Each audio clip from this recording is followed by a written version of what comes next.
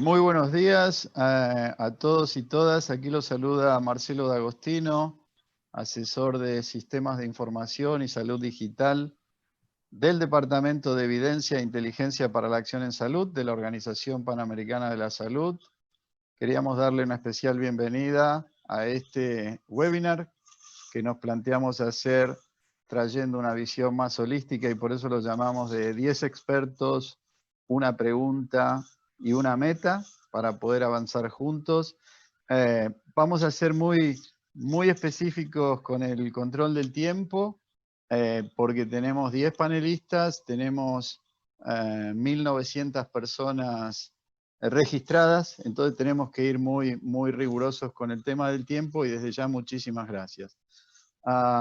Algunos anuncios, el evento es bilingüe, ustedes pueden ver en su barra de navegación normalmente en la mayoría de las plataformas aparece abajo lo que dice interpretación, interpretation, y ustedes pueden seleccionar español o inglés como se sientan más cómodos, y tenemos un espacio de Q&A, de preguntas y respuestas, para que se coloquen las preguntas ahí y no en el chat, para que otros participantes puedan ver las preguntas y siéntanse libres de colocar las preguntas en el idioma de su preferencia. So good morning, everyone. Just a quick announcement. We have a simultaneous interpretation, so you can select, and on the bottom you can see the interpretation icon. You can choose Spanish or English. And also we will get questions from the Q&A function from Zoom. And it's much better to put your question there, because you put your question there, everybody can see the question, and our moderator for the Q&A session can select the one that will be answered by our panelists. Because we need to be very rigid with the time, we have already almost 500 people in the room, and we are expecting more than 1,000. We will proceed with the agenda. So I want to welcome the Director of the Department of Evidence and Intelligence for Action in Health. It's a new department created by the Pan American Health Organization, who is leading with the overall concept of digital transformation, plus evidence, knowledge management, knowledge translation, health analysis, and the Latin American Center for Health Science Information, BIREME, who is based in Brazil. So without further ado, I will pass the floor to Dr. Sebastián García Saizó, who will share the opening remarks with all of you. Adelante, Sebastián, por favor. Muchas gracias, Marcelo. Y para probar realmente la interpretación y que todos estén familiarizados con los controles, yo voy a cambiar al español. Muy buenos días a todos. Espero que todos se encuentren muy bien en el contexto que estamos atravesando todos en este momento a nivel global y particularmente en la región de las Américas. En nombre de la directora de la Organización Panamericana de la Salud, la doctora Carice Etienne, y de nuestro subdirector, el doctor Jarbas Barbosa, deseo comenzar este evento con un agradecimiento muy grande a nuestros colegas del Banco Interamericano de Desarrollo, en particular al doctor Ferdinando Regalía, quien es el jefe de la División de Protección Social y Salud, por todo el apoyo en nuestras actividades de cooperación técnica en las Américas. Un saludo especial también a las agencias hermanas de Naciones Unidas, socios para el desarrollo, centros colaboradores, universidades y otras entidades y personas de todo el mundo que hoy nos honran con su presencia en este seminario. Quiero dejar un cordial saludo y bienvenida a todos los participantes de este cuarto seminario virtual de la serie de seminarios sobre sistemas de información y salud digital que lanzamos en junio y que lleva el título Compartir, Escuchar, Actuar. COVID-19, el potencial de la salud digital y los sistemas de información para la salud IS4H en la lucha contra la pandemia.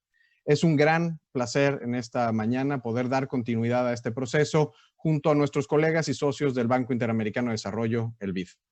Hoy decidimos tomar otro enfoque y elevar la discusión para tener una visión sobre acciones integradas y más holísticas, como mencionaba Marcelo, y por ello fue que en lugar de tratar un solo tópico, como habíamos hecho en las ediciones anteriores, decidimos colocar 10 tópicos alrededor de 10 grandes expertos de nuestra región.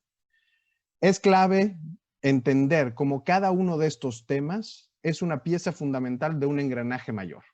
Engranaje llamado hoy transformación digital y que es algo que toca todas las esferas de lo que hacemos dentro de la actividad humana, y como cualquier engranaje, si una pieza no funciona bien, no funcionará el colectivo. No deseo extenderme más por una cuestión de tiempo. Marcelo señalaba que tenemos un control muy estricto, ya que tenemos 10 expertos, pero sí quisiera yo hacer énfasis justamente en un mensaje que es central en lo que estamos haciendo. Y es justamente el compromiso de la Organización Panamericana de la Salud por colaborar y trabajar codo a codo con los países y con nuestros socios para posicionar de la mejor forma posible a todas las instituciones del sector salud, a todos los actores dentro del amplio campo de la salud en el centro de los procesos de transformación digital de los gobiernos. Cuenten con nosotros y súmense a estos 10 expertos con comentarios, preguntas, ideas y todo aquello que consideren que pueda aportar para que todos tengamos una mejor salud pública en esta era llamada por Naciones Unidas como la era de la interdependencia digital.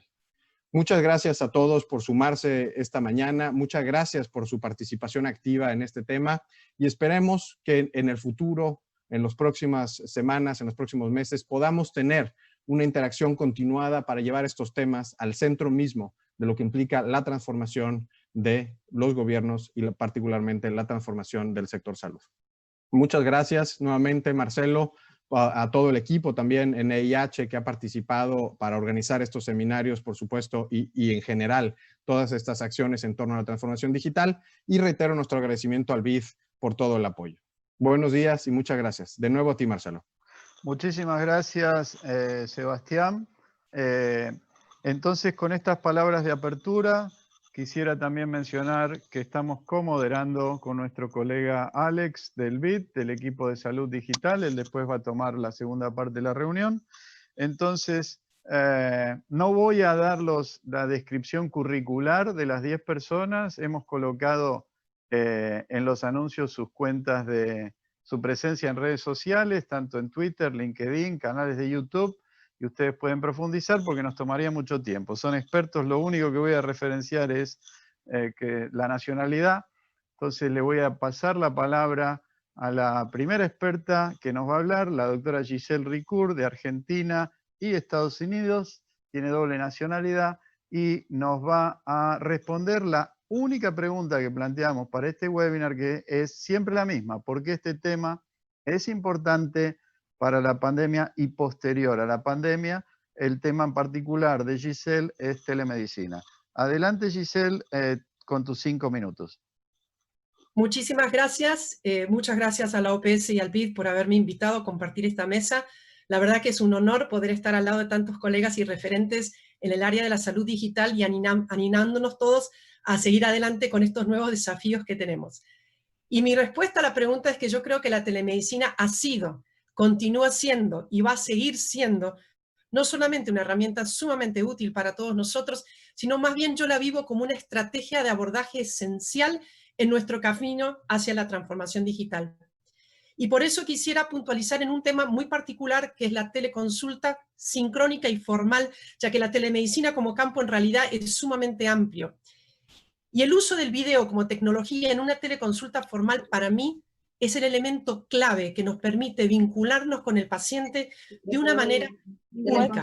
A nivel internacional. El video en tiempo real nos permite integrar no solamente lo que es nuestra comunicación verbal, sino lo que es nuestra comunicación no verbal, que en realidad es la responsable de poder estimular toda la emocionalidad que nosotros necesitamos para que nuestro paciente se sienta seguro, confiado en un entorno nuevo para él, un entorno absolutamente virtual. Y tienen que sentirse tranquilos los pacientes para poder abrirse así hacia sus profesionales de la salud. En otras palabras, la relación médico-paciente que hoy se está estableciendo de una manera virtual se ve absolutamente potenciado por el uso del video. Entonces, pensemos que hoy, en muchos lugares y ocasiones, pero esto también ocurría en el pasado y sin duda será parte de esta nueva normalidad, una teleconsulta sincrónica termina a veces siendo hasta un cordón umbilical, un lifeline, con todos aquellos pacientes que por motivo de quizás distanciamiento geográfico, ausencia de especialistas en su lugar, falta de tiempo o lo que fuere, no pueden acceder al sistema. Y de esta manera, con una teleconsulta, lograríamos detectar y derivar a tiempo casos que así lo necesitan, evitar traslados o internaciones incluso que no son necesarias, evitando recargar los sistemas, incrementándole al paciente la accesibilidad a especialistas y subespecialistas, facilitando así de esta manera también todo el sistema de interconsultas y potenciando las referencias y las contrarreferencias. ¿Por qué no generar monitoreos remotos también? Yo puedo monitorear remotamente mis pacientes a través de las teleconsultas sincrónicas y ofrecer sobre todo un acompañamiento y una contención que hoy es fundamental. Entonces, en este contexto que lamentablemente estamos hoy todos transcurriendo, es importante también pensar que no solamente tengo que llegar a ese paciente, sino que tengo que minimizar el riesgo de exposición, tanto de nuestros pacientes como de nosotros como profesionales de la salud. Pero para que todo esto realmente pueda ser parte de nuestra nueva normalidad, es indispensable que todo nuestro sistema, tanto los profesionales de la salud como los pacientes, puedan acceder no solo a una infraestructura en comunicaciones, que estén donde estén, se puedan conectar y que tengan acceso a esa tecnología, sino que puedan acceder a la información clínica en tiempo real. No podría yo hacer nada si no tengo realmente a disposición información agregada, estructurada y que esté disponible para que yo pueda tomar mis decisiones en tiempo real, en tiempo y forma para ese caso en particular. Entonces, hay que salirse por ahí un poco de la simple llamada telefónica por celular, formalizar nuestro canal de comunicación a través de una teleconsulta formal, y para eso quisiera dejarlos con el doctor Daniel Luna, que seguramente nos va a poder decir mucho más al respecto. Muchas gracias. Muchísimas gracias, Giselle, excelente. Entonces, sin mayor comentario, le paso la palabra al doctor Daniel Luna, que es el director del Departamento de Informática Médica del Hospital Italiano de Buenos Aires, que a su vez es un centro colaborador OPS-OMS para temas de sistemas de información y salud digital. Adelante, doctor Luna. Gracias, Marcelo. Muchas gracias a la OPS y al BID por la invitación para compartir este webinar.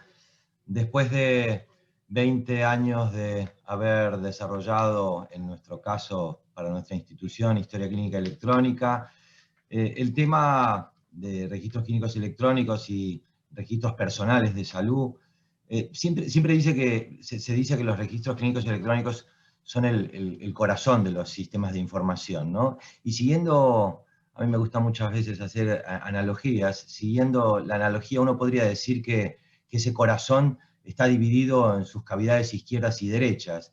Y yo quiero seguir la analogía dando una equivalencia entre la dupla que implica el Personal Health Record y el Electronic Health Record, debido a que ambos deberían conformar una única pieza. Y digo esto porque, contestando la pregunta sobre por qué es importante en estos momentos únicos de vida de la humanidad esta historia clínica electrónica y los registros personales de salud, considero que son componentes claves para brindar información contextual y segura entre proveedores y consumidores de servicios de salud. Y, obviamente, la telesalud como medio que los comunica, que los enlaza. Creo que tiene que haber un cambio de paradigma en la prestación de servicios de salud, muy centrada en los prestadores, en los médicos, en los miembros del equipo de salud, muy paternalista. Y esto se da brindando herramientas como los Personal Health Records a los pacientes para que formen parte del proceso de atención. Y considero que el paciente es el recurso menos utilizado en los sistemas de información, y eso debe cambiar, y mucho más en tiempos de pandemia. También creo que la dupla de Personal Health Record e historias clínicas electrónicas posibilitan en forma segura y confidencial ser la forma más efectiva para lograr un adecuado continuum asistencial por medio de un continuum de información. Y obviamente necesitamos prerequisitos de una adecuada interoperabilidad para aquellos que no están bajo el mismo ecosistema de sistemas de información. Y siguiendo la analogía, uno podría decir que los vasos sanguíneos son la interoperabilidad sintáctica y la sangre es la interoperabilidad semántica, porque obviamente la información que pasa por ese organismo y por esas arterias y venas que llegan a todos sus órganos debe ser entendida y debe ser de alguna manera consumida para poder que luego sean ejecutivas y para servir para la toma de decisiones. Hay que tener en cuenta también que la creación de repositorios de datos clínicos variados en contenido, para que posibilite el análisis no solo individual de los pacientes, sino a nivel poblacional. Y esto pasa a ser extremadamente importante en tiempos de pandemia, ya que la incertidumbre que genera esta enfermedad solo se puede vencer, no solo con inmunización, que es lo que todos esperamos, sino con un adecuado análisis de la información. Y ese repositorio de datos clínicos tiene que ser único tanto para los Personal Health Records como para los Electronic Health Records, debido a que es ahí donde se tiene que almacenar con nuevos tipos de datos.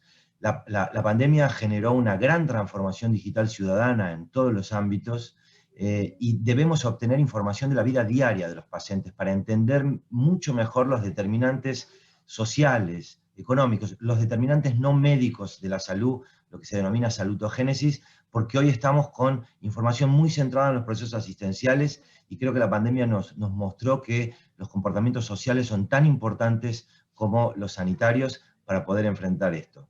Me parece que estar bajo un mismo ecosistema, bajo un mismo y adecuado paraguas de sistemas de información es lo ideal, pero creo que hay que usar lo que se tenga y hay que preparar, y creo que la pandemia nos deja la oportunidad de preparar modelos de integración de silos, que es lo que hoy existe. La historia clínica electrónica y el Personal Health Record debe ser el canal natural donde tanto prestadores como consumidores de salud trabajen, donde registren, donde se comuniquen, donde autogestionen y tengan un modelo seguro para ello. Con esto doy paso para que explique la importancia de los sistemas de información para la salud a Daniel Dunn. Muchas gracias. Muchísimas gracias, Daniel. Excelente.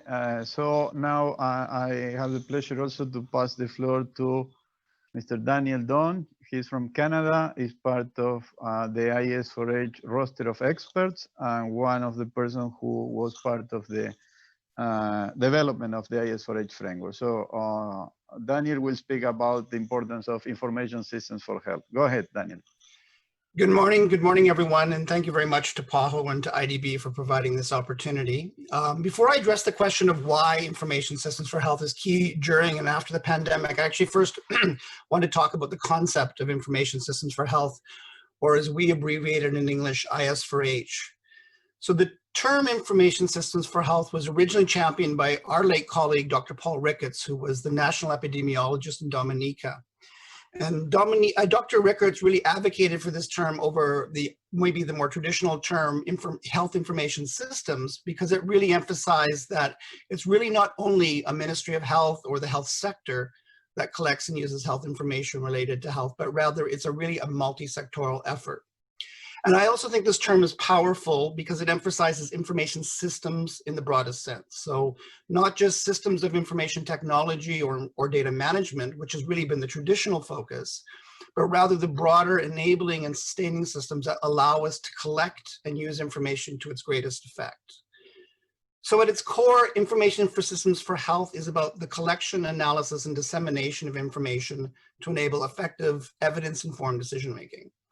And in 2016, PAHO WHO released its Information for Systems for Health framework. And this framework really reflects the broad range of systems and capabilities that are essential for routine and sustainable access to quality information for decision-making. And today, my colleagues will be addressing a whole range of many of these individual components that are actually reflected in the framework. The framework itself addresses these key capabilities in 4 strategic domains. There's, of course, data management and information technology, but it also includes management and governance, knowledge management, and sharing and innovation. And if you're not familiar with the framework, I'd really encourage you to go visit PAHO's IS4H resources, which you can find at paho.org/ISH. So certainly having the right information to make effective decisions has been really critical during this global COVID-19 response. And countries and global partners absolutely rely on quality information to support clinical and policy decision makings. And as we've seen during this response, that information is changing daily. So quality and timeliness are extremely important for an effective response. We've seen that many countries have struggled, particularly in the early days of the response, to collect, analyze, and disseminate the information needed for decision-making, and these challenges have included a lack of infrastructure, a lack of human resources, lack of digital tools, lack of skills, information silos, lack of standards, but also challenges with coordination among stakeholders. So these are all critical capacities among a range of others that are reflected within the framework and which are essential for ensuring the access to quality information to support strategic, policy, and clinical decisions. But I also think it's very encouraging during this pandemic, we've seen a rapid acceleration of many of the components of information systems for health. The urgency and the need has really driven rapid capacity development in many countries, and in particular, national coordination mechanisms such as emergency operations committees, which have worked in multi-sectoral ways, have begun to work together to establish standards, to streamline data collection, to improve data sharing, and in many cases actually to improve and leverage the power of open data. So while information systems for health has been critical during the COVID-19 response, it's also critical for ongoing public health responses and interventions. Having access to relevant, accurate, timely information will inform the approach to future pandemics, but it's also going to address a number of other ongoing health issues, such as maternal and child health or chronic disease strategies, or generally ensuring health equity. So strengthening information systems for health is an ongoing journey, but it's going to be essential to ensure that interventions, in order to ensure interventions that improve health outcomes, not only for this pandemic, but across all domains of health. One of the key strategic domains within the PAHO IS4H is innovation. It's one of the 4 domains that we've been talking about. And this domain really recognizes the range of technologies, skills, and methodologies that perhaps have not been traditionally within the domain of public health. It's not something necessarily that our public health experts have been familiar with talking about or knowing or using. But these domains within the innovation are really important opportunities, and they're critical capabilities for accessing and using information and using information effectively for ongoing health interventions. So at this point, actually, I would like to turn it over to my colleague, Dr. Ian Brooks, who's going to speak about one of those innovative approaches, and that is the use of big data. Thank you. Thank you very much, Daniel. And thank you for all your support on the IS4H initiative. So I will pass the floor to Dr. Ian Brooks. He's from the University of Illinois in the US, and he also is the director of a Center for Public Health Informatics that is also a collaborating center from PAHO and WHO, and he will comment about big data. So Dr. Brooks, go ahead, please. Thank you. Thank you, Marcelo and Sebastian, and thank you to PAHO and IDB for sponsoring this. Before I get into explaining why big data is important during and after the pandemic, I want to take a second to explain what big data is. It's a commonly heard term that has many, many definitions. If you ask 100 people, you'll get 100 different definitions. My somewhat simple definition is that there's any data that you cannot handle easily in Excel. It's an easy working definition. You'll hear people talking about the 3 V's of big data: volume, variety, and velocity. Volume is the amount of data. If you have 1 million records, you can't handle it easily in Excel. We also have a variety of data. Some of it structured that fits nicely into tables, some of it completely unstructured like video. We get data from different time periods. Some data comes in weekly, some will come in daily or monthly or annually. We get data from different geographic regions, national, county, sub-regional, and then different demographic subsets, different standards. That's the variety of data.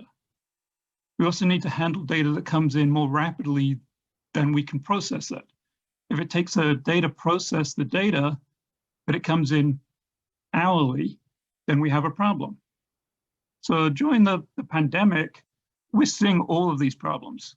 We get data from a lot of different sources and a lot of different formats, a lot of different levels of aggregation. And we need to bring them all together, understand them to make good, timely public health decisions. if we could get a perfect model that would tell us exactly what was going to happen tomorrow, but it took us a week to get the data, process it, visualize it, and analyze it, it would be completely useless. So we're seeing data from case data, information on hospital rooms available, social distancing and mask wearing, what people are actually doing. We get a lot of data from what people are saying. That's the infodemic you'll hear about from Tina later. All of these we need to figure out how to handle.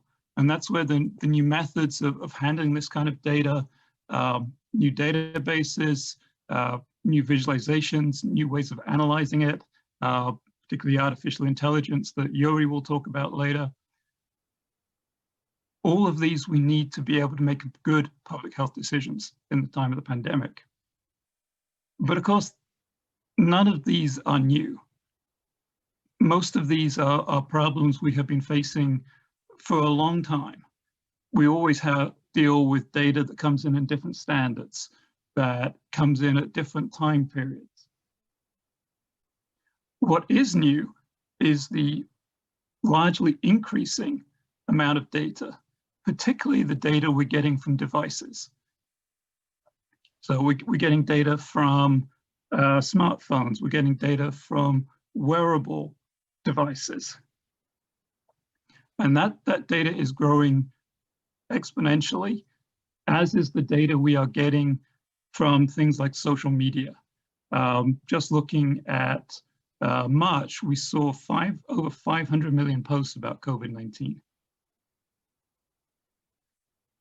Still, the data that we are getting from the Internet of Things is going to quickly swamp pretty much any of that as more and more devices become online and start sharing information. So I would like to pass this over to Teresa to talk more about the Internet of Things. Thank you very much. Thank you, Ian. Thank you very much. Thank you also for your permanent support and advice on unstructured data analytics and new ways of analyzing unstructured data. So I have the pleasure also to introduce you to Dr. Teresa Bernardo.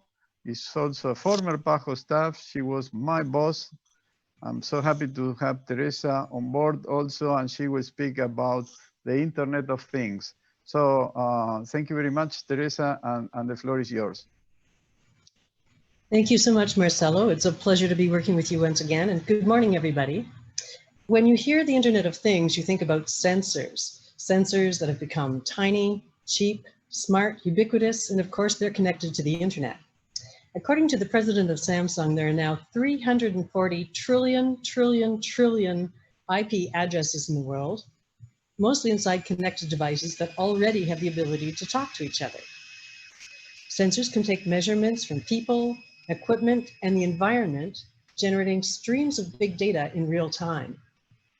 All of this sensor data becomes even more valuable when combined with other sources of health data, such as genomics, electronic health records, images, and test results. We are generating and collecting so much data, which has great potential for fighting a pandemic. However, we do not yet have the ability to make sense of it all. This is where AI, artificial intelligence, might help. Let me tell you a story about how sensors could and should play a key role in pandemic detection, management, surveillance, and response, using services and components that already exist today, but that are not yet fully integrated or coordinated. The year is 2021. The COVID-19 pandemic started over a year ago, and although better treatments and vaccines are becoming available, coronavirus is still simmering in the community with occasional outbreaks. Maria is woken up by her smartwatch, which tells her she has a fever. This is based on her personal history of body temperature that is monitored on an ongoing basis, so she knows it is a real deviation from her normal morning temperature. Maria is a 50-year-old professional who has struggled with her weight and has developed type 2 diabetes. Through her work, she's already enrolled in a chronic care program called Livongo, that's Livongo, which monitors her glucose and vital signs and provides health coaching. Livongo has merged with Teladoc, the largest telehealth care provider in the United States. Maria's temperature has been noted. She's advised to stay home, and a telehealth session has been scheduled that morning. The nurse practitioner knows that fever is the first sign of COVID-19, which helps distinguish it from flu, so she orders a testing kit to be sent directly to Maria's home. Maria is asked to self-quarantine at home until the test results are available and is provided with YouTube videos about precautions she should take to protect the rest of her family. Couriers keep a stock of testing kits in their vehicles, and the nearest courier to Maria is alerted to drop one off at her house immediately. Maria spits onto the test card, waits 5 minutes, and takes a picture of the results with the app on her phone. Maria's test is positive. The app notifies Maria, automatically relays the results to her electronic health record, and sends de-identified data to local and national public health authorities. This additional case is automatically included in the public health databases and the various dashboards that have been created to visualize their data. Maria's local public health authorities call her to discuss next steps, answer any questions, and to ask permission to use the GPS records from her phone to help trace and notify her contacts. In summary, sensors connected via the Internet of Things are an important part of our armament. We've gone from a Fitbit that measured steps to smartwatches that can take your EKG or measure your blood oxygen saturation. Shortages of swabs and PPE, personal protective equipment, are being met by sharing designs for 3D printing. We need greater digital literacy to understand the potential of these health technologies, and AI to analyze the data they generate to form the basis for decisions, freeing people to provide empathy and understanding. COVID-19 has spurred the adoption of health technology, but we won't defeat it until our best equipment, most elegant processes, and brightest people are communicating and working together seamlessly. With that, I'll turn it back to Marcelo and Walter, who's going to talk about digital literacy. Thank you very much. Muchas gracias, Teresa. Love the story and the script. Y justamente como para todo eso se necesita todo un concepto asociado a la alfabetización digital. Entonces tengo el placer de darle la palabra a nuestro colega, el doctor Walter Curioso de Perú, que ha ocupado múltiples cargos, por eso no voy a entrar en detalle, pero es un experto en la materia. Adelante, Walter, y muchas gracias. Muchas gracias, Marcelo. Quiero agradecer también a la Organización Panamericana de la Salud y al Banco Interamericano de Desarrollo por la invitación a este webinar 2.0 y también por impulsar activamente las iniciativas de salud digital y promover capacidades fortaleciendo los sistemas de información en salud. La pandemia por el COVID-19 definitivamente nos ha traído muchos cambios, pero estos grandes desafíos se convierten también en grandes oportunidades, sobre todo para desarrollar nuevos modelos de servicio y nuevos modelos de gestión en salud. En ese contexto, uno de los aspectos importantes es abordar la alfabetización digital. Y para ello necesitamos considerar el alfabetismo en salud. El alfabetismo en salud no solamente son las competencias, son los conocimientos y son también las actitudes individuales que actúan como un agente mediador en la toma de decisiones clínicas y en salud en general. En estos tiempos de pandemia por el COVID-19, el alfabetismo en salud es un objetivo de salud pública y debe constituirse en un desafío para desarrollar y abordar las diferentes estrategias de educación y comunicación en salud. En ese marco y en esa era de crecimiento tecnológico incesante, aparece el alfabetismo en salud electrónica, que es la habilidad de las personas de usar estas tecnologías de información y comunicación emergentes para mejorar la salud o también los cuidados de la salud. El uso apropiado de estos recursos electrónicos cumple un rol importante para que la población acceda de forma rápida a la información, promoviendo una toma de decisiones informadas. Sin embargo, las actuales tecnologías de información y comunicación presentan muchos retos, principalmente en grupos poblacionales de bajo nivel educativo o aquellos de mayor edad. Para quienes padecen enfermedades y asisten con mucha frecuencia a los servicios de salud, es importante para ellos elaborar programas que no solamente comprendan a la alfabetización digital, sino también un acompañamiento informacional cercano e inclusive personalizado que les permita lidiar de la mejor manera con las enfermedades y sus tratamientos según sus necesidades. Tenemos que lidiar también con la otra epidemia, que es la desinformación en salud, y que lo vamos a ver también en este webinar. En los casos que revisten mayor complejidad, se pueden hacer uso de diferentes métodos para abordar con los pacientes, ya sea con capacitaciones personalizadas, como también usar diversos medios digitales. Además, las personas que se encuentran con menores recursos económicos o en localidades aisladas o rurales pueden también tener acceso limitado o incluso no tener acceso a internet o incluso a electricidad. Y las personas adultos mayores pueden no estar familiarizados con el uso de dispositivos electrónicos modernos. Estos últimos puntos cobran especial relevancia en tiempos del COVID-19 y deben ser considerados al realizar intervenciones de salud digital en nuestros países, donde aún existen brechas de acceso a los servicios de comunicación. También la investigación nos puede aportar mucho valor.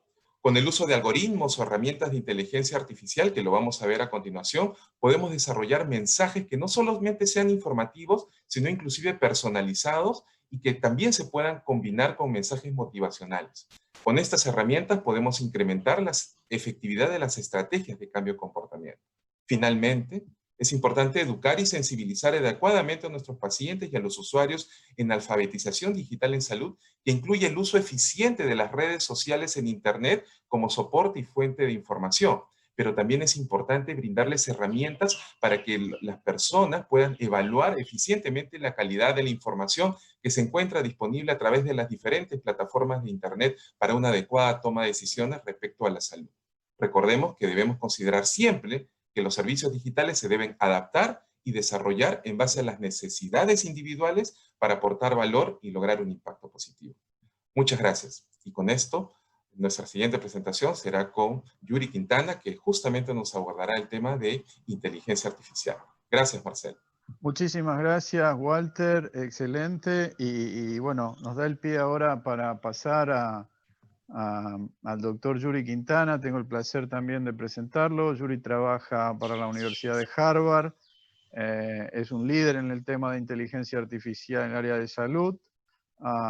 Pueden ver todo su currículum en LinkedIn o en Twitter. Y es un colaborador nuestro también de OPS y OMS, no solo en el tema de inteligencia artificial, pero desde el inicio, desde aquella época del año 2008, donde comenzamos a plantear una estrategia de e-salud.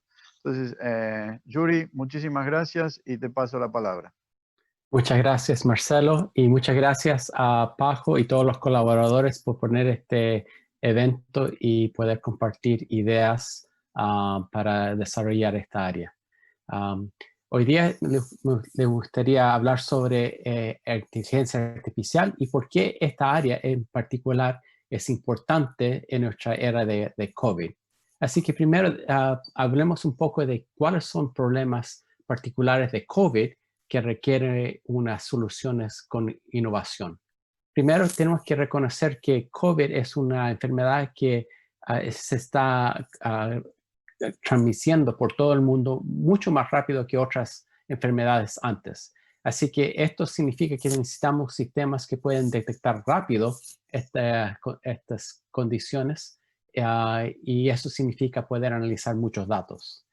También tenemos que reconocer que cuando la gente está con COVID, hay mucho trabajo que hay para los hospitales.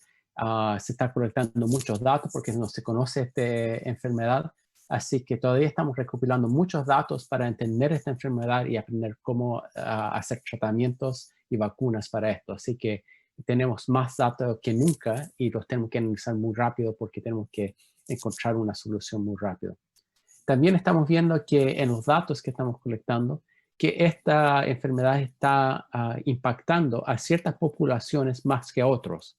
Y en Estados Unidos, y como en otras partes, por ejemplo, estamos viendo que en Estados Unidos la comunidad hispana y los afroamericanos están teniendo COVID un número más grande y están muriendo en números más grandes en porcentaje. Y no sabemos por qué, y no sabemos si es porque condiciones genéticas o otras condiciones socioeconómicas. Así que esta investigación tenemos que hacerlo para poder estar seguros que todas nuestras poblaciones pueden ser protegidas. Y finalmente tenemos que reconocer que este problema no solo es un problema clínico, pero también quizás tiene un componente genético, tiene un componente quizás de condiciones socioeconómicas y quizás otros. Así que para poder tener unas soluciones, no solo que tenemos que tener un entendimiento del aspecto clínico, pero muchos otros componentes y eso requiere más información. Así que ¿por qué, dado estos tipos de problemas, por qué la inteligencia artificial es particularmente apropiado para esto? Los métodos de inteligencia artificial son particularmente útiles para poder manejar una cantidad de datos muy grande y donde se requiere aprender nuevas soluciones muy rápidas. Así que estos sistemas de inteligencia artificial tienen ahora métodos de poder aprender la información y diferentes tipos de soluciones. Y esto es una herramienta que puede ayudar en el descubrimiento de nuevos tratamientos y vacunas. También en aplicaciones, por ejemplo, de cómo se está transmitiendo esto, podemos empezar a ver, por ejemplo, cuáles son las maneras en que se transmite esto.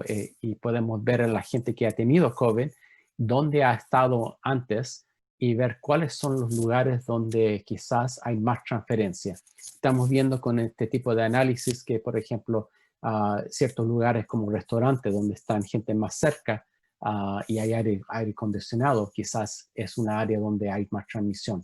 Pero para poder entender esto mucho mejor, vamos a tener que tener más datos y, de nuevo, la inteligencia artificial es particularmente útil porque puede analizar muchos datos.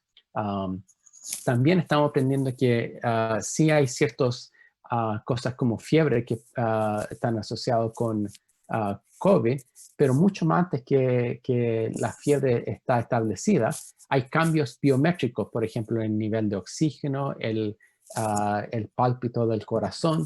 Así que hay trabajo usando inteligencia artificial para ver si podemos hacer análisis con datos biométricos para poder ver cuándo esta enfermedad está empezando para que se puede intervenir mucho más antes que estás enfermo. Así que, ¿qué necesitamos para poder utilizar inteligencia artificial? Primero se necesita recopilar muchos datos y para eso tenemos que crear un programa para poder ayudar países y hospitales para poder almacenar este dato y no solo almacenarlo, pero poder compartirlo con otros grupos que tienen la habilidad de poder hacer análisis. Así que esto está muy importante para lo que está haciendo PAHO para poder ayudar a países a crear esto. También necesitamos que entrenar gente cómo usar inteligencia artificial y necesitamos crear una comunidad de práctica para compartir conocimientos. Y creo que este webinar y todo el trabajo que PAHO hace para coordinar comunicación puede ayudar a crear esta comunidad virtual para poder compartir conocimientos y información vital que podemos compartir. Y con ese tópico le quiero pasar al próximo experto, Edgar Tulo, que también va a hablar de información vital que se puede compartir. Gracias, Marcelo, y gracias a PAHO. Muchísimas gracias, Yuri. Muchísimas gracias también por todo el apoyo de tu grupo en la Universidad de Harvard, que nos ayuda siempre a reflexionar. Y con esto también, sobre todo la importancia que se menciona, la necesidad de datos. Le doy la palabra también a nuestro colega, un referente en la región de las Américas sobre el tema de estadísticas vitales, que hoy pasa a tener también una relevancia fundamental en los sistemas de información, que es el doctor Edgar Tulo del Ministerio de Salud de Paraguay. Muchísimas gracias, Edgar, y adelante, por favor. Muchísimas gracias, Marcelo. Buen día para todos. Primeramente, agradecer a la OPS y al BID por la iniciativa. Estamos escuchando excelentes exposiciones y realmente es una satisfacción para mí estar participando de este evento. Como bien lo dijo recientemente, con justo y necesario lo dijo Yuri, nada podemos hacer sin datos. Partimos de esa base y ahora nos estamos dando cuenta de muchas falencias y muchas necesidades que realmente nos falta todavía trabajar. La estadística vital es sumamente importante para todos los países donde se está realizando un trabajo interinstitucional y Paraguay no queda exento de eso. Para mejorar los registros, cada día nos damos cuenta que la obtención de este dato ayuda al desarrollo de buenas prácticas. Sobre todo en esta pandemia, los datos han sido grandes protagonistas. La crisis ha resaltado la importancia de generar estadísticas oficiales oportunas, confiables para monitorear el avance de la enfermedad, detectar los grupos vulnerables, medir el impacto de las políticas de aislamiento en la vida de las personas y en la economía y proyectar las necesidades a futuro. La crisis ha evidenciado también que muchos de los establecimientos de salud y las oficinas regionales o departamentales de estadísticas no cuentan con la infraestructura tecnológica necesaria para trabajar de manera eficiente. Y esto es lo que yo siempre he dicho. Hemos tenido grandes avances tecnológicos, pero nada podemos hacer si es que la información no está disponible, trabajada y que esa información sea oportuna. Entonces, la información, la tecnología tiene que ir de la mano con la información, porque de lo contrario no podemos sacar conclusiones eficaces, conclusiones veraces, y entonces tenemos esa dificultad. Otro punto importante que vamos evidenciando es que la generación del certificado de defunción es responsabilidad de todos. No termina con el simple hecho de completarlo. Se debe trabajar de forma colaborativa, en equipo, ya que hay que seguir el proceso hasta el ingreso final al sistema de información. Muchas veces uno lo completa y ya deja de lado y no se da cuenta que lo importante es tener esa información en el momento preciso para tomar decisiones. Otro punto que no podemos olvidar es que la base para la medición de los ODS, el 70,5%, 12 de los 17 objetivos ODS necesitan de las estadísticas vitales para su construcción. Los otros, casi 30%, 67 de los 232 indicadores necesitan algunos de los datos relacionados a las estadísticas vitales para su construcción. Por eso es muy importante esta recolección de información desde el inicio, desde el momento del punto cero.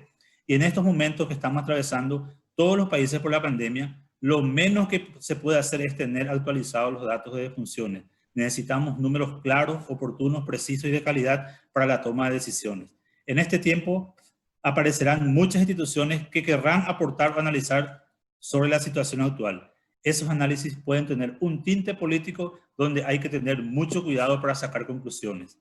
Es sumamente importante trabajar con todas las instituciones involucradas en el proceso, no solo instituciones de salud. Un apoyo importante en estos casos es el registro civil, quien debe ser un aliado para la inhumación y trabajar de forma coordinada con el Ministerio de Salud y con todas las municipalidades para evitar que las defunciones ingresen a un cementerio sin la documentación correspondiente.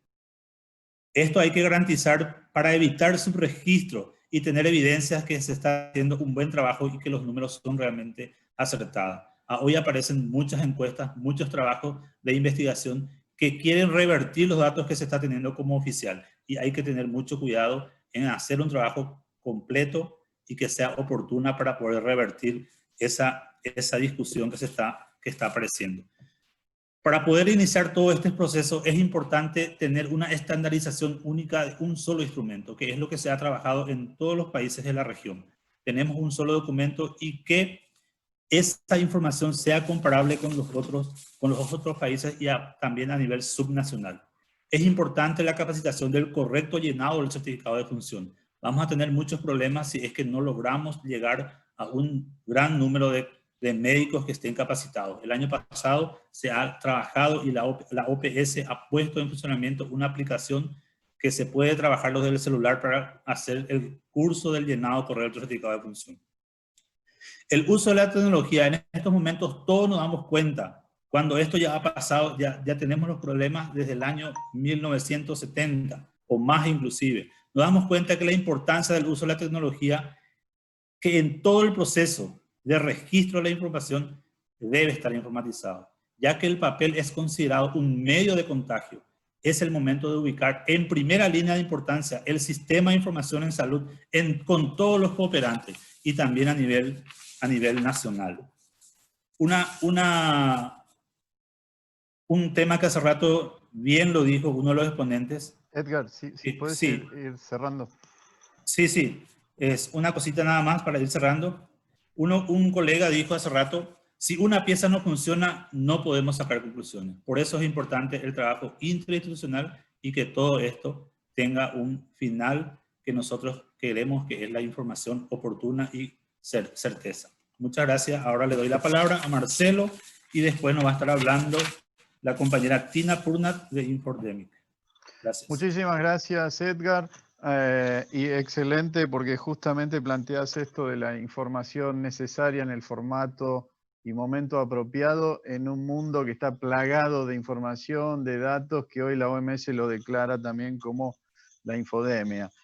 So I have the pleasure to introduce now to our colleagues, Tina Purnat from the World Health Organization, Geneva. Tina is part of a team and she's leading and she's pushing the concept of infodemic management.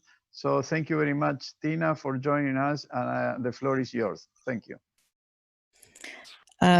Thank you very much to colleagues in PAHO and to IDB for inviting me to participate in our conversation today.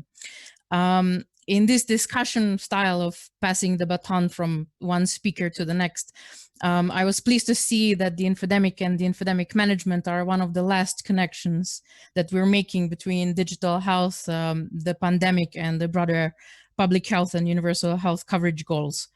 What we've learned during this year is that the COVID-19 pandemic is strengthened and prolonged by an accompanying infodemic.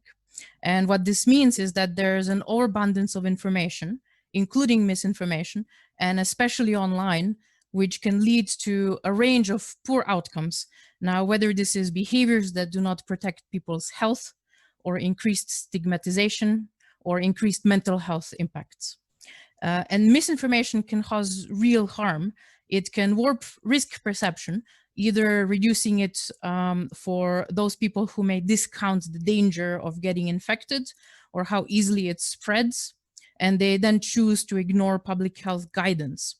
And misinformation can also overwhelm people with information, which may lead to anxiety and inaction. And it's because of this that WHO organized a crowdsourced consultation in the early months of the pandemic to engage different actors of society to formulate an infodemic management framework. It contains 50 actions that social actors can do to help stem the infodemic. And this includes many, for example, health authorities, citizens, scientific journals, media, social media platforms. And we're also working with the scientific community to evolve the science of infodemic management, which we're calling infodemiology. We've learned that to limit the harm of misinformation, we will need behavior change on a massive scale by the population, in addition to using pharmaceutical or non-pharmaceutical interventions to reduce infection rates. And, you know, in the digital health field, in the research areas of communication and social media and big data analysis, research has shown how digital health technologies can help change behavior of patients and healthcare providers, deliver information through chatbots, for example, and apply AI and machine learning in social media analysis to inform more granular modeling of disease incidents, such as HIV, for example. But what's different now is that we're not only looking at how people are talking on social media and taking information down from social media. The digitized society has changed how we individually, psychologically, if you will, respond to information that we receive, and how we are on a societal scale selectively exposed to information, and how we're influenced to develop polarizing opinions. So misinformation online and offline is nowadays much more sophisticated and designed to prey on the most vulnerable. It's because of this that I think our tactics are changing in infodemic management, from communication and providing content to the public and to the communities, towards more integrated and engaging and person-focused interventions.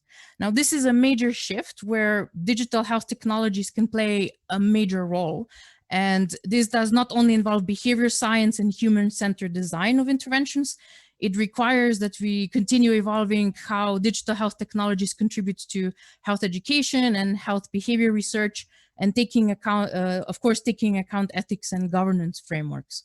For example, if we knew how behavior change is influenced by the person's own knowledge and attitudes and perceptions and health and digital literacy, social and other interactions, we would be able to design better digital interventions by improving not only the health content that is being delivered to the person, but also the timing and the adaptability of the intervention.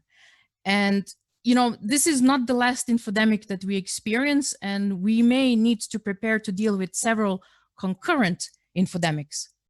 This will require that infodemic management becomes integrated in the practices of health authorities.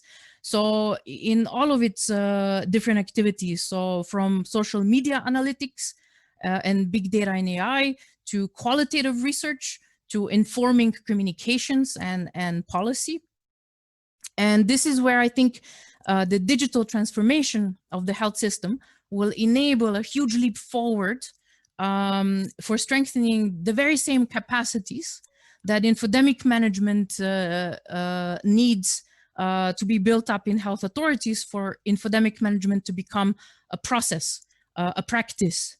You know, lastly, also tackle the digital divide in a systematic way for the benefit of all citizens, which also can contribute to infodemic management and countering the misinformation. So with this, I segue to the digital transformation, the mother all of our current work. Over to you, Marcelo. Thank you very much, Tina, and thank you for highlighting that infodemic is a holistic approach that includes big data analytics, social media analytics, big data, unstructured data, management, etc. Thank you very much. Y con esto un poco lo que queríamos transmitir también es que todo esto forma parte de algo que es la transformación digital, que fue mencionado a lo largo de las 9 intervenciones, y le pasamos la palabra a Pablo Orefice, quien es el director de la iniciativa Salud.uy, y hoy está siendo una de las iniciativas más observadas en la región como un caso de éxito, y por eso decidimos invitarlo a Pablo también para que nos haga una reflexión de 5 minutos sobre esto de la transformación digital del sector salud. Adelante, Pablo, muchas gracias. Gracias, Marcelo. Buenos días a todos, y agradezco a Pajo y al Banco Interamericano por la invitación. Saludo a todos los colegas del panel y a los participantes del webinar. Sí, efectivamente, los procesos de digitalización se han acelerado. La emergencia sanitaria es parte causante del avance que tienen estos procesos en su implementación, básicamente de telemedicina o telesalud en muchos casos, en diferentes prestadores de salud. Eso ha necesariamente llevado a que tanto los sistemas de salud, las autoridades que gobiernan esos sistemas y los propios prestadores de salud han tenido que irse acomodando a esta nueva normalidad. Pero este avance se dio en ese marco, un marco de emergencia sanitaria, y por consiguiente hubieron muchos procesos necesarios para llevar adelante estos procesos de transformación digital, que no se llevaron, digamos, de la mejor forma, o no se pautaron, ni planificaron, ni se diseñaron acorde a las buenas prácticas. Esos procesos necesarios que todos entendemos como de gestión del cambio, aquellos procesos de protocolización de esta nueva modalidad, su reglamentación tan necesaria, ni siquiera su financiamiento en algunos casos. Y esto inclusive ha impactado y ha desnudado muchas veces lo que son las estructuras fundacionales de los soportes tecnológicos que hoy se estaban brindando en diferentes prestadores de salud o en diferentes sistemas de salud. Entonces el gran desafío un poco es cómo hacer sostenible, cómo darle sostenibilidad a todos estos procesos, desde todas estas diferentes perspectivas que mencioné, que consuman una atención en este ecosistema y que presentan este desafío. Los prestadores o los propios sistemas de salud partieron todos de diferentes puntos de inicio en la región. Y eso creo que estamos totalmente de acuerdo, que fue bien heterogéneo los puntos de partida. Había algunas instituciones de salud que tenían procesos de telesalud bien implantados, que ya los estaban utilizando en el día a día, como se suele decir, y estaban robustos en ese sentido. Habían otros que recién estaban haciendo algunos pilotos, otros estaban en pruebas de concepto simplemente, y otros ni siquiera los tenían en sus hojas de ruta. Pero hoy podemos decir que prácticamente la gran mayoría, sin dar porcentajes absolutos, están utilizando algún medio de comunicación, utilizando las TIC para llegar a sus pacientes, a sus afiliados, a sus propios usuarios de salud. Un día, con esta emergencia sanitaria, las instituciones empezaron a suspender sus consultas coordinadas, las ambulatorias de primer nivel, aquellas de bajo riesgo, aquellas coordinaciones de cirugía también, que no afectaban la salud ni el aspecto de riesgo sanitario. Y paulatinamente estas atenciones efectivamente fueron siendo retomadas, y la gran mayoría de las veces fueron retomadas por orientación telefónica. Algunos otros utilizaron medios como la videoconsulta, y así fueron incorporándose a esta transformación digital de una forma, como decíamos, acelerada, pero empujándolos, digamos, ¿no? Entonces, ¿estábamos realmente preparados para este movimiento brusco? ¿Los pacientes estaban preparados para este tipo de atención en estas modalidades? Y los equipos de salud, porque el gran foco está en el equipo de salud también. Entonces, déjenme contar una anécdota que me parece que lleva al caso, digo, pero he visto una implementación donde básicamente al equipo de salud se lo ha puesto en el lugar dispuesto para un call center. Y aquellos principios que todos tenemos de cómo debe ser entregada una asistencia a través de una teleconsulta, esos principios no estaban, no estaba la información clínica del paciente, como dijeron otros colegas, que es un hito fundamental de que esté presente en la asistencia, no estaba esa información. Los medios que utilizaban no eran del todo seguros, no estaban acorde a las buenas prácticas, pero también he visto cómo el personal de salud ha puesto toda su motivación y ha salido al frente para brindar atención a la población, en lugares que el contexto no era el apropiado, la salud ocupacional, digamos, no era la apropiada, el confort para la prestación de asistencia tampoco lo era. Si bien utilizaban, por ejemplo, audífonos, el ruido ambiente lo sentía el propio equipo de la salud para prestar la atención, pero también lo escuchaba el paciente. Y eso conspira totalmente contra una asistencia de calidad y de calidez. Entonces, esa relación a la cual estábamos acostumbrados, de una asistencia de calidad, empezamos a hacer las comparaciones. Y esto afecta notoriamente a estos procesos de digitalizar, de transformación digital. En esos procesos tampoco estaban ajustados las prescripciones, los procesos de indicaciones, y eso generaron tensiones y descoordinaciones en varias áreas internas de los prestadores, y obviamente nuevamente con el usuario de la salud. Igualmente hay una oportunidad, hay una enorme oportunidad, tenemos un avance, tenemos una aceleración en el uso de estas herramientas, en especial la telesalud, y necesitamos necesariamente aprovechar este momento, pero para ello debemos hacer acciones. Debemos ya mismo iniciar procesos que den sustentabilidad y sostenibilidad a lo ya hablado. Busquemos los respaldos normativos. Muchos países ya lo hicieron, otros lamentablemente no lo han hecho de la mejor forma, otros limitaron en épocas de pandemia solamente la utilización de ciertas modalidades, pero es necesario buscar respaldos normativos. Eso es un debe en algunos países de la región, y necesariamente es un tema a encarar. Otro es el tema de la... Habría que ir cerrando, Pablo. Sí, otro es el tema de la protocolización, la asistencia a través de la tecnología, cómo se procede a realizar ciertas observaciones, pautas de la atención, cómo es lo digital que se le entrega al usuario. cuál sería el régimen de la modalidad a utilizar y por cada cuánto tiempo lo vamos a ir viendo o no al diferente usuario, dependiendo también de la condición del usuario. Y de lo financiero también, entender los aranceles, los pagos por los tipos de asistencia, las reglas de juego que tienen que ver con el sistema de aseguramiento. Y lo tecnológico, ni que hablar, todo el soporte necesario para brindar esta tecnología. Pero la gestión de cambio es fundamental, enseñar a capacitar al propio profesional en esta nueva modalidad, cómo afecta a la comunicación con el paciente y cómo lograr una asistencia fluida y de calidad, y comunicar a los usuarios de esta nueva modalidad. Todos hemos escuchado muchas veces que cuando se incorporó el PC en el escritorio era un objeto extraño, que interfería en la relación del médico-paciente, que no se le prestaba la suficiente atención, que el paciente a su vez también tenía sus reparos en la misma, que eso afectaba la relación que existía en ese momento. Hoy finalmente, y valga el comentario, el paciente lo tenemos dentro de esa pantalla, entonces tenemos que saber cómo trabajar este nuevo reto. Tengamos claridad de trabajar los procesos que nos lleven a mantener el uso intensivo de las TIC y continuemos con esta necesaria transformación digital del sector. Muchas gracias. Muchísimas gracias, Pablo.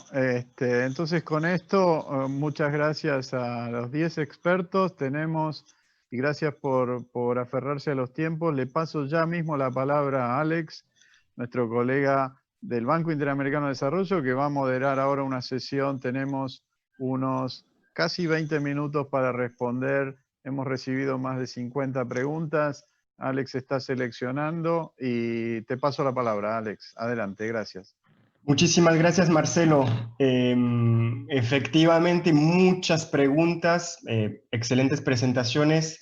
Mira, recibimos preguntas desde cómo involucrar a los profesionales de la salud en este proceso de transformación digital, preguntas sobre normativa, cómo crear leyes para apoyar esta transformación digital, preguntas sobre confianza en las tecnologías y en la información, preguntas sobre accesibilidad, sobre gestión del cambio, en fin, esos son los temas que vamos a hablar ahora con los panelistas, y me gustaría empezar por Giselle, que nos dio esta excelente presentación en temas de telemedicina, y la pregunta de Gerson nos dice, ¿qué tenemos que hacer con algunos profesionales que se niegan a utilizar la teleconsulta en su especialidad por temor a demandas ante complicaciones en la atención? ¿Cómo cambiar esta mentalidad para que puedan usar la tecnología no como sustituto de una visita presencial, sino como un complemento? En el fondo eso tiene que ver cómo involucramos a los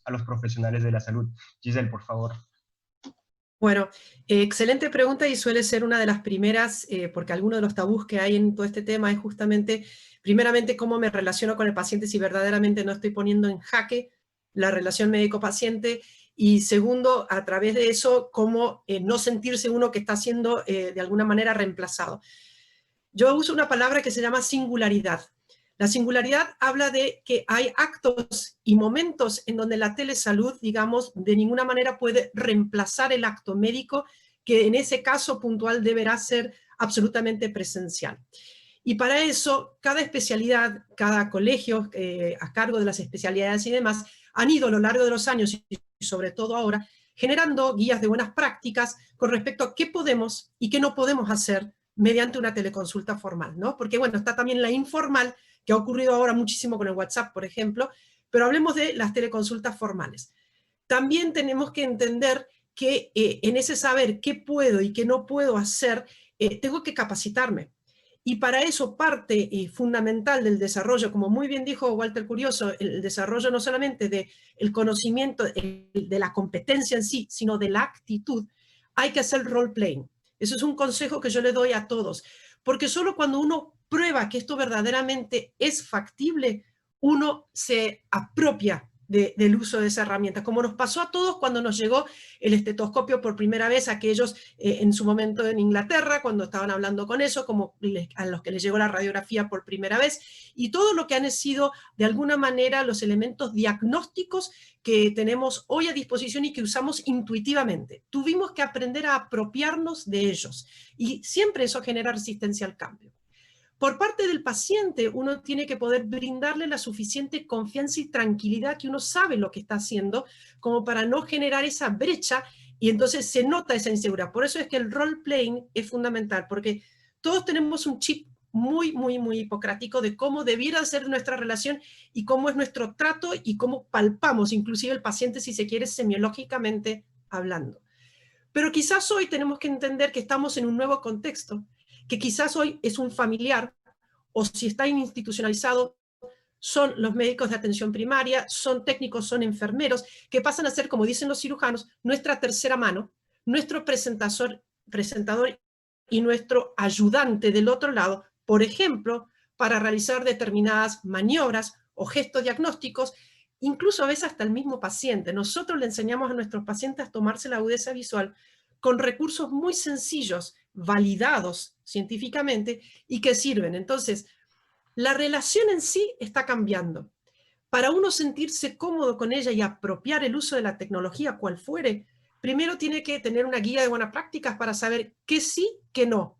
¿Qué hace esa singularidad de ese encuentro que necesariamente deberá ser presencial? ¿O qué puedo anticiparme virtualmente para luego hacer la derivación a la presencialidad y ganar tiempo y optimización de recursos? Tengo que aprender, pero lo tengo que probar. Genial. Si yo no lo pruebo, no tengo manera de convencerme. Perdón, pensaba que habías terminado la frase.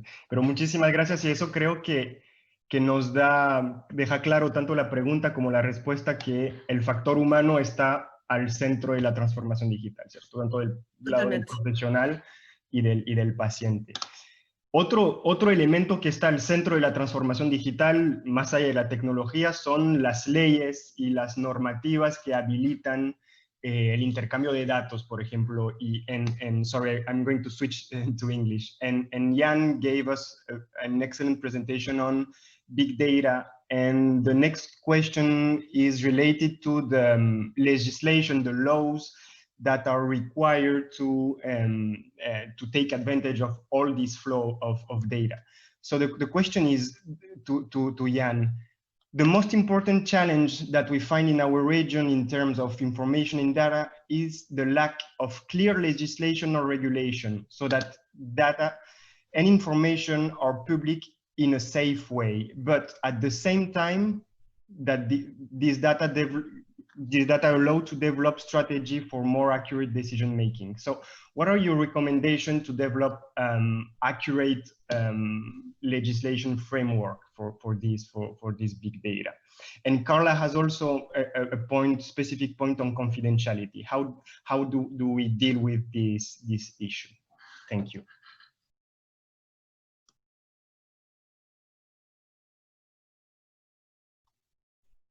Jan, are you still there? Yes, there are probably people on this panel who are much more expert than I am on the legislative and policy issues relating to who can get the data. We do have to be very careful. With the tools that we have now, it is too difficult to make data that is completely anonymous and not possible to identify. I really feel like there are other people who know much more about the legislation aspects than I do. I respectfully ask if there are other panelists who are better able to answer this question. Definitely, we can complement with other panelists. I don't know if Tulio or any other panelist would like to answer to this question on legislation. This is Yuri Quintana. I'm involved in several initiatives in Canada to build large-scale data warehouses and interoperability. And one of the things that we're doing is actually a set of roundtable meetings this fall with different stakeholders to particularly look at policy issues relating to data use and sharing. And what's come out of that has been a realization that there are different types of policies from different groups, but there are definitely gaps. So there are legislations at state and federal level regarding the data of health usage, and most of that related to use in clinical care, and is evolving now towards larger data warehouses. There are regulations and best practices by research councils as well. And then there are intergovernmental agencies and things that are transborder, since, for example, the European data sharing GDPR has implications beyond just Europe, because it affects any European citizen if they're accessing data even in other systems. And so it's become very complicated for people to build these large-scale solutions. And so what I think we need to do is be able to bring stakeholders together to see if we can align these policies and make it easier for people who are trying to build these large-scale systems to do that. And who's going to be responsible for auditing. So one is the policy of what should be done. Another aspect is who's going to enforce and monitor and do that. So I think there are a lot of gaps that need to be addressed. And it's a very difficult landscape to sort of navigate. And so maybe this is something that PAHO could also help facilitate in future years. What can we do to sort of help developing countries develop better policies? I know that the developed or so-called developed countries are also struggling. So it's a global problem. And I don't think there's an easy solution, but I think we do need to resolve it so that we can facilitate better transatlantic and international collaborations, or even across institutions. Sure. Actually, together with PAHO, we are working on these legislation issues and trying to identify good practices, and we will be soon sharing our conclusion on this. Yuri, quedémonos un rato contigo, porque del tema de leyes me hace pasar al tema de confianza de los ciudadanos hacia las soluciones digitales, y muchas preguntas tuvieron que ver con la confianza que podemos tener en las soluciones de inteligencia artificial. La pregunta de Víctor dice: ¿qué tan avanzados se encuentran la precisión de los algoritmos de reconocimiento de patrones para aplicación en salud? ¿Cómo se está manejando la incertidumbre como parte del diagnóstico usando la inteligencia artificial? Yuri, si puedes tratar de responder en un minutito a esta pregunta para que tengamos tiempo para los siguientes temas también. Sí, muchas gracias. Excelente pregunta. La incertidumbre de los algoritmos se aplica tanto a los sistemas de inteligencia artificial, sino a cualquier sistema de diagnósticos. Una de las oportunidades de inteligencia artificial es que puede manejar más datos y hacer recomendaciones, pero uno de los problemas que hay es cómo poder tener confianza en las recomendaciones y cuáles fueron las razones por qué hizo esas recomendaciones. Así que hay dos componentes que hay que ver. Uno es cuál es la calidad de los datos y qué incertidumbre hay. Ninguno de los datos que se usan nunca es 100% refleja toda la realidad. Aún los puntuarios electrónicos en los hospitales se entran los datos que se pueden, pero hay mucha más información que quizás no está o que quizás entró en error. Así que poder revisar los datos y crear un nivel de confianza en los datos y estimación de la incertidumbre de los datos ayuda a poder después ver qué nivel de confianza tenemos en las recomendaciones. El segundo componente es que los algoritmos pueden explicar esos datos y poder reconocer cuando hay quizás potencial de incertidumbre. Una área que se está discutiendo mucho ahora en esta área es algo que se llama fairness, o si es justo el uso de los datos y los conceptos que se usaron para analizar esos datos. Así que los modelos que se usan están basados en cierta versión de cómo la gente ve el mundo.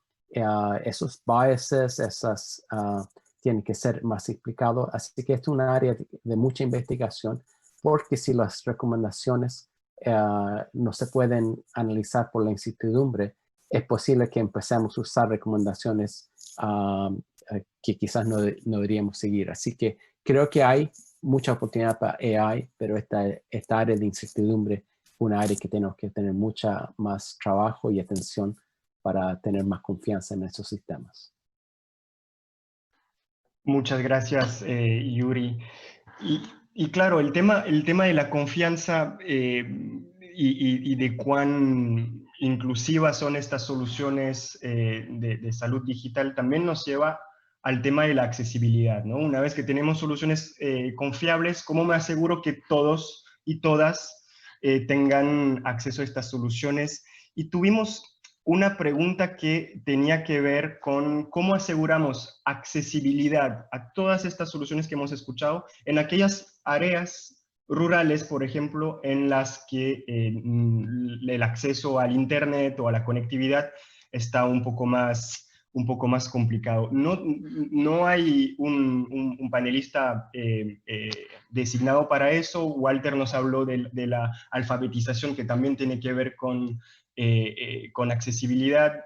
Daniel nos habló de los Patient Portal, que tienen que ver con el empoderamiento del paciente. ¿Cómo hacemos para que este empoderamiento sea para realmente todos, incluyendo en aquellas zonas que pueden estar un poco con menos niveles de accesibilidad? El micrófono está abierto. Daniel, por favor, por supuesto.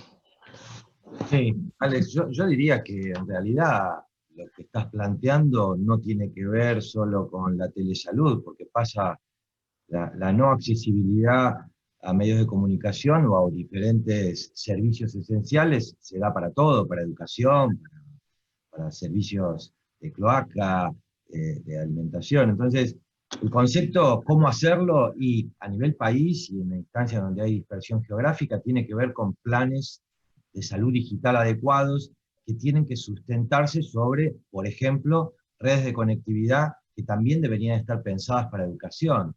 Con lo cual, no me circunscribiría solamente en la telemedicina, sino en la conformación de las políticas de Estado de los países para entender que hoy la accesibilidad, tanto a la educación como a la salud en lugares lejanos, debe formar parte de la planificación estratégica de los países en esas políticas de Estado, y tiene que tener un andamiaje o una suerte de sustrato en un plan director que no se logra rápido, pero para nada tiene que estar solo dedicado a la salud. Así que creo que la respuesta es: revisen los planes estratégicos de los países para ver que esto se convierta en una realidad, porque no va a ser rápido. La conectividad requiere grandes inversiones, y si no son los estados los que la sustenten, no va a ser posible. Y después, yo plantearía, una de las preguntas que vi es, cuando uno, y la pandemia fue una excelente demostración de eso, cuando uno no tiene lo deseable, lo mejor, lo esperable, usa lo que tiene.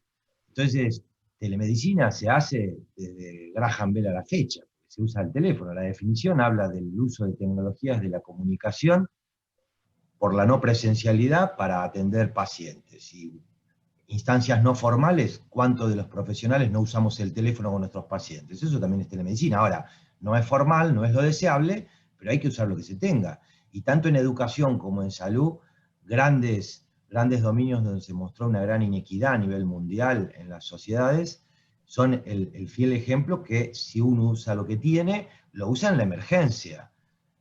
Pero luego hay que planificar para hacerlo en el mediano y largo plazo de la manera más formal, más contenida. No solo es la medicina, no solo es la educación, sino es la educación también para la salud. Así que la respuesta es: habrá que revisar los planes estratégicos de cada gobierno. No hay algo que sea mundial. Espero haber aportado valor. Sí, muchísimas gracias, Daniel. Marcelo, te pregunto si tenemos espacio para una última pregunta o si prefieres pasar al cierre ahora. Hagamos una más por la cantidad de preguntas que hay, con la posibilidad de que se responda en 30 segundos, así le pasamos después a Sebastián y a Luis para que hagan el cierre. Gracias, Alex. Un gran reto para Pablo. Pablo, 30 segundos para una pregunta re fácil. ¿Cómo hacemos todos estos cambios de transformación digital en medio de una pandemia? ¿Cómo cambiamos la rueda del auto que está corriendo a toda velocidad?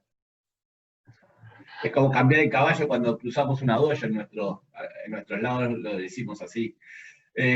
No, a ver, los equipos de TI, de informática de salud, creo que durante esta pandemia han trabajado otorgando cada vez más productos.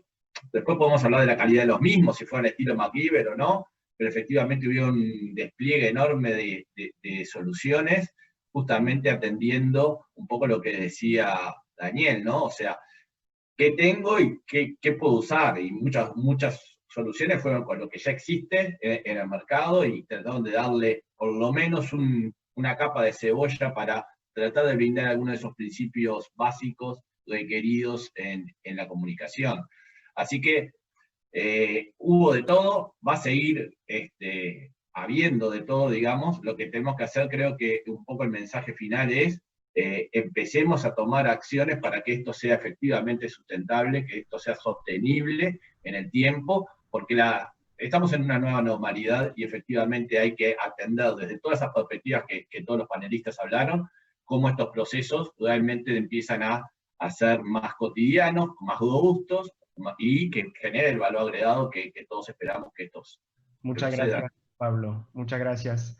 Marcelo, te devuelvo la palabra. Sí, tenemos que ajustarnos al tiempo, porque nos dice el equipo del BID que nos están apoyando, que necesitamos cortar en horario. Entonces, gracias a todo el mundo, gracias Alex. Le paso la palabra a Sebastián para que nos haga el cierre, porque nos acaban de avisar los equipos de sonido que tenemos que ir cerrando. Adelante, Sebastián. Muchas gracias, Marcelo.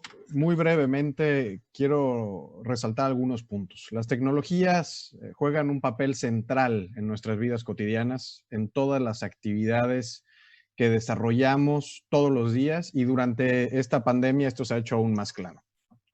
Necesitamos, sin duda, acelerar el paso en la transformación digital de nuestros países. Esto ha también sido señalado por todos nuestros ponentes el día de hoy. Y esto no solo implica una adopción tecnológica acelerada per se, sino que también requiere hacer un ejercicio amplio de análisis para conocer las brechas que persisten. Entre las más importantes y que se han señalado hoy, destaco, por ejemplo, las brechas en el ámbito legislativo, ¿no? ¿Cuál es el entorno en donde se desarrolla y se generan justamente todo esto de lo que hemos hablado hoy? En el carácter social y cultural, particularmente hablando de los retos asociados a la alfabetización digital, en un contexto tanto global, pero con las implicaciones locales en cada uno de nuestros entornos y sus implicaciones. Retos en bioética y la adaptación de políticas específicas a los contextos locales. Y también, por supuesto, las brechas en los recursos, que pueden ser muy relevantes. La transformación digital no solo requiere voluntad y conocimiento, pero invariablemente requiere también de recursos para alcanzar el impacto que esperamos de esta transformación. Brechas en conectividad, por ejemplo, son muy importantes. Se ha estimado que alrededor de 200 millones de personas en nuestra región no tienen un acceso adecuado a conectividad, ya sea por un acceso limitado a Internet o por no tener acceso a dispositivos inteligentes.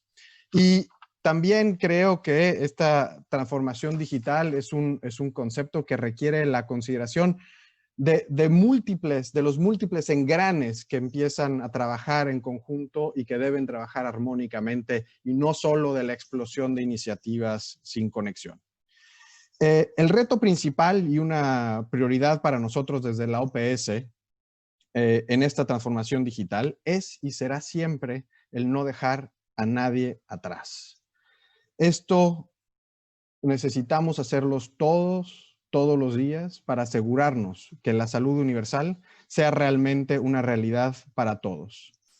Así que trabajemos juntos. Cuentan, por supuesto, con el apoyo de la OPS, cuentan con todo el material que los expertos han desarrollado y que mucho se encuentra disponible también en la página de la organización, a través de la página de IS4H, y por supuesto también esto estará disponible, esta conversación que tuvimos el día de hoy, para que lo puedan analizar con más detalle, y por supuesto nosotros estamos siempre disponibles para que seamos contactados y apoyarlos. Muchas gracias, Marcelo, muchas gracias, Alex, por supuesto muchas gracias al Banco Interamericano por todo el apoyo y la coordinación, y a todos ustedes que son ahora también grandes actores de esta transformación digital, y por supuesto el impulso al desarrollo de todos estos nuevos campos que en nuestra sociedad implicarán justamente el poder acercar la salud a todos y por supuesto acercar también mejores oportunidades de vida y de desarrollo. Muchas gracias y muy buenos días a todos. Muchas gracias, Sebastián. Le paso entonces la palabra a Luis Tejerina del Banco Interamericano de Desarrollo, que nos va a dar las palabras de cierre por parte del Banco Interamericano de Desarrollo. Adelante, Luis. Gracias. Gracias, Marcelo. Un excelente manejo del panel y gracias a Alex también por el manejo de las preguntas y a todos los panelistas por unas excelentes intervenciones. Quería un cierre muy corto, solamente resaltar, creo que uno de los mensajes de un panel de 10 personas es que este tema de transformación digital es un tema muy amplio, con muchas dimensiones que tiene que cubrirse en muchas áreas distintas. Y tal vez algo que vale la pena tomar en cuenta para los meses que vienen es el nivel de presión fiscal que vamos a tener por la caída de PIB de los países y por los esfuerzos fiscales que se hicieron para paliar los efectos de COVID, ¿no? Entonces, otro de los mensajes que me llevo es la importancia, la gran importancia de tener no solo datos, sino datos de calidad y que sean utilizables para la gestión, para la prestación de servicios. Y esto va a requerir esfuerzos, va a requerir inversiones.